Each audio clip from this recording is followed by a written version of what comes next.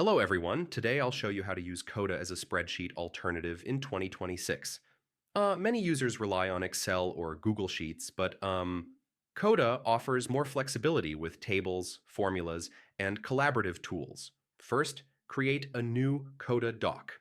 Open Coda, click New Doc, and start with a blank page or template. Templates like budget, project tracker, or inventory work great. Next, insert a table. Click Insert Arrow Table to organize data. Each column can be text, number, date, checkbox, or select list, just like a spreadsheet. Now add rows and input data. Each row is a record or entry. Click plus New Row and fill in your data as needed.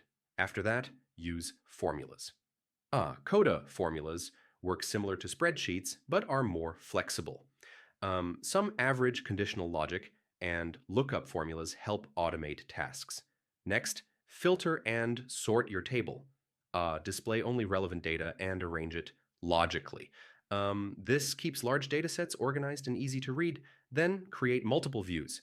Coda allows table, calendar, Kanban, or gallery views. These views give you a better perspective than traditional spreadsheets. Now, link tables for relational data. One table can reference another, like database relationships. This is useful for project tracking, inventory, or task management. Finally, collaborate with your team. Share the doc, assign permissions, and edit in real time. Coda keeps everyone on the same page without sending multiple spreadsheet files.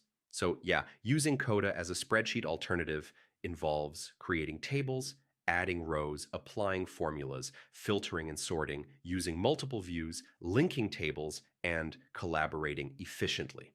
If this guide helped you, don't forget to like, subscribe, and comment below. Thanks for listening, stay productive, and I'll see you in the next guide.